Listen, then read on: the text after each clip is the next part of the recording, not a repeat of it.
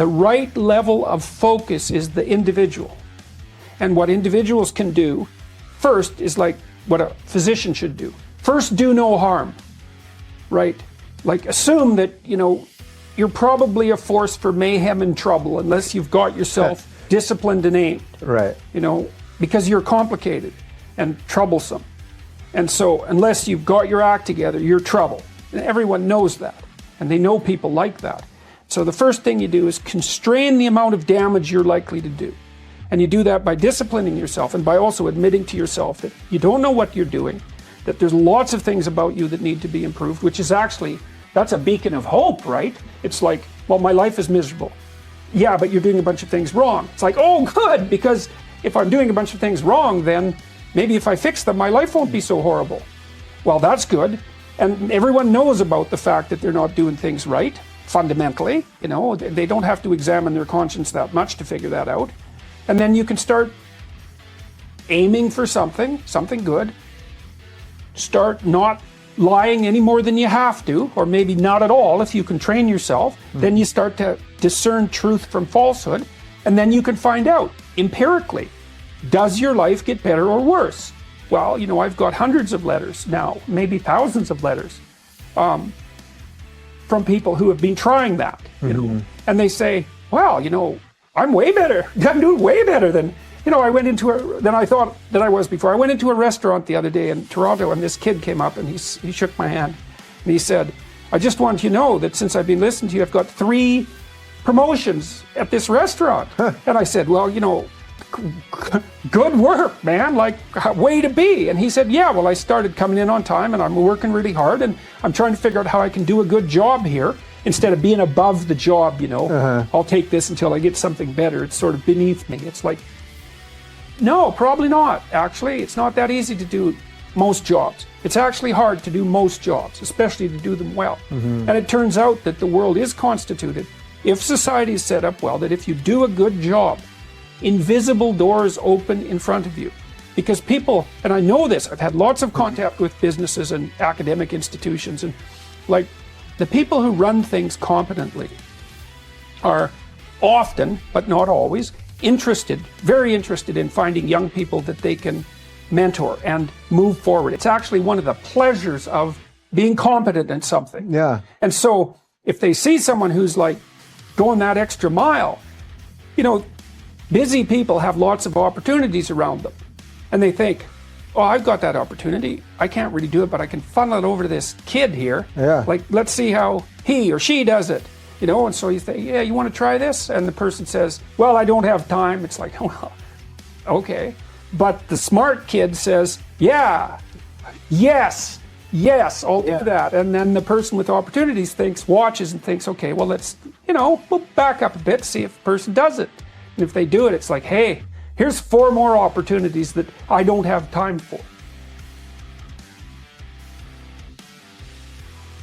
The system is rigged against you, okay? You're gonna die. You're gonna be ill. Like, it's rough, man. Now, you don't want to lay that at the feet of the social structure, because the social structure, at least in part, is trying to have you not die, right? I mean, that's why we have walls and electricity and all of that. It works pretty damn well. You're probably going to live till you're 80. And the only reason you're not going to live longer is because we can't figure out how to get you to live longer. That's why. You're not going to starve to death. Wild animals aren't going to tear you in pieces. Tyrants aren't going to rip you from limb to limb. It's like, these are good things. Now, you still got a big problem because the cosmic system is rigged against you in a sense. But, okay, so fine. What do you mean by that, the cosmic system? You're vulnerable and you can be broken, and you will be in many ways. But you can't blame someone for that. It's just, that's the structure of reality. Okay, so what do you do about that? Well, as far as I can tell, and I've always looked as a psychologist for optimistic ideas. And I'm not an easy sell with regards to optimistic ideas, especially because of my basic belief in the idea that, the most profound truth is that life is suffering. It's okay, fine, life is suffering. You can't blame that on anyone. All right, so what do you do about it? Well, maybe nothing. Maybe nothing. Maybe the jig's up. It's hopeless, But maybe that's not right. Maybe here's something.